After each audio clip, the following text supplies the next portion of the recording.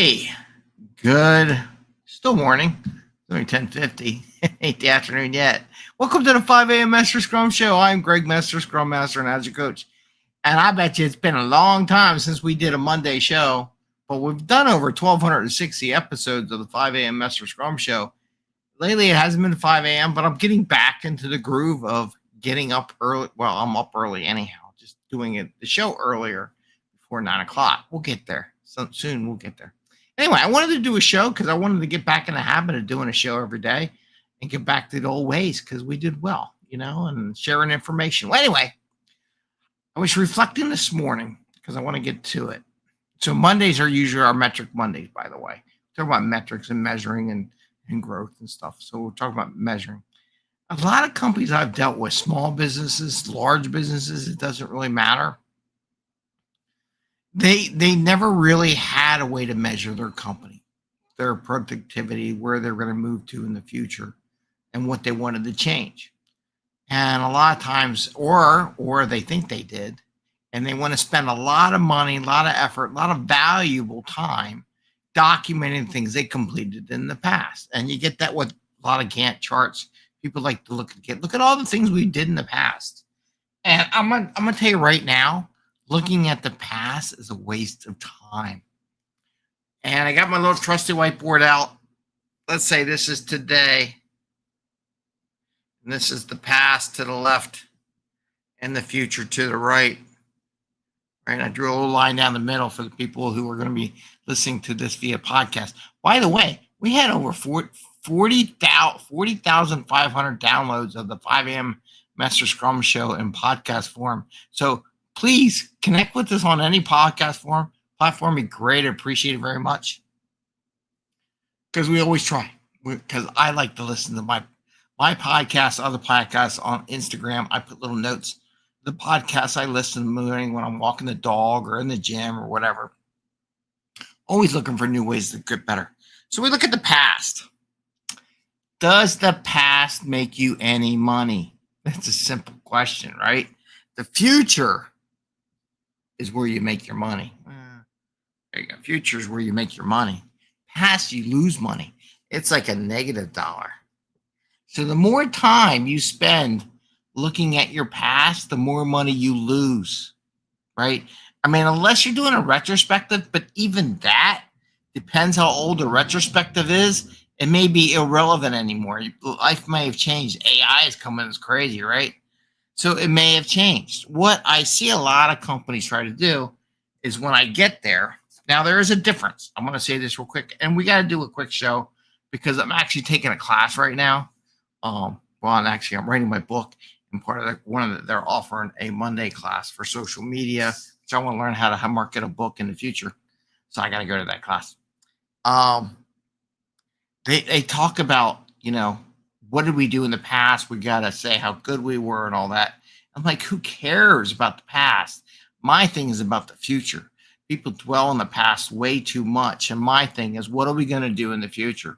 Now, there is one point where I come in as a consultant. I help small and medium-sized businesses, even large businesses. They're like, oh, we want to show improvement in productivity. We want to, and what my first question is, said, how did you measure productivity? Can't write on this board. Running out of board. In the past. So how did you measure productivity in the past? Do you know what most of them, when I go look, they never did, right? So we'll implement Agile, and they're going to say, oh, we want to see how much better we did. So you know what? You never measured it in the past. A lot of times they would hire me to come and just document what they did in the past or find a way to do it. And I want to keep this a short show, and we always keep it below 15 minutes for those who are just coming on board or haven't heard our show in a while. This is probably going to be a 10-minute episode or less. What I like to ask, people know their business, right? They kind of do. Assume they don't know anything about the business, like what do you even know? I'd ask them, what would you like to improve upon? Okay, so improve on what? Now, what you don't want to do is do 50 things to improve upon. Let's just say it's sales, maybe the number of sales, the number of calls, maybe the number of social media posts or impressions. Maybe it is how many tasks you got done, how much revenue you brought in. What you want to improve revenue, you want to improve productivity of the team, how you measure it. But then you ask them, okay, how can we measure that, right? And if you're an IT business, what I always love, well, we don't know how to measure that. I'm like, you write the code.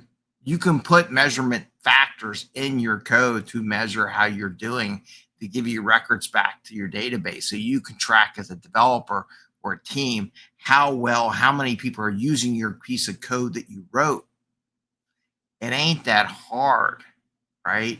They just don't want to do it because they're scared to death to see whether anybody uses their code or not use their code. I'll be honest with you, that's the crux of the matter. But anyway, what do you want to improve on, right?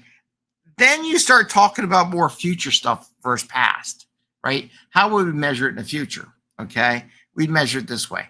Now you can try to go look in the past to see how you did, and I'm telling you right now, 20% success, 20 to 40% success. I'm taking how you want to measure in the past, measure in the future, going back in the past and take that measurement. Maybe highlight a revenue number. You can do a revenue. What did we make last year compared to this year? Did you ever look at those numbers before? It's a good question, right? Sales, impressions. It takes a lot of work. You're better off just starting to measure your stuff now.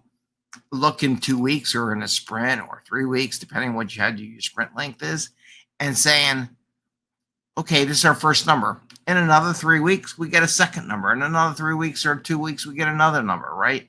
And then start measuring your growth up or down, how much you improve.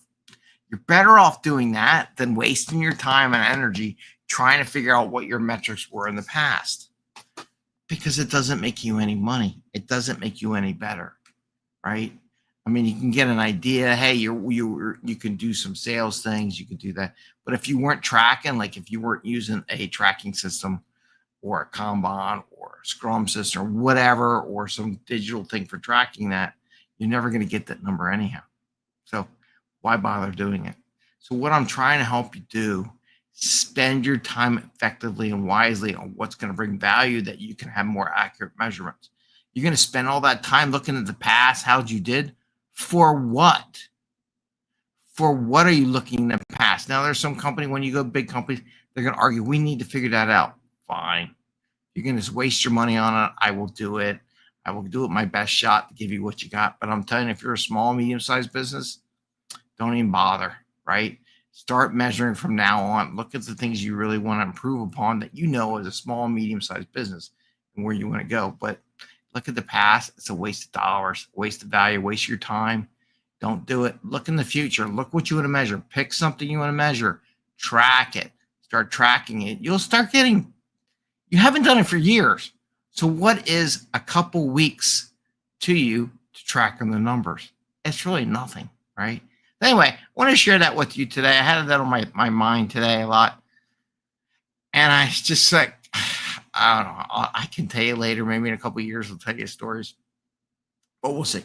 Anyway, I want to wish you a great day. I want to wish you a happy day. I want to wish you a happy scrumming and good luck in your day. And if you have any questions, need help, want to have me come in and help you with your company, small business, medium-sized business, large business, look at your metrics, how you're measuring. I'd be more than happy to do some analysis with you and see where we can go from there. With that, take care, everyone. I'm off to a class. You should all be taking classes too and improve yourself, improve your business. And I wish you the best. Again, happy scrumming. Take care. See you tomorrow or see you next day. Hopefully tomorrow.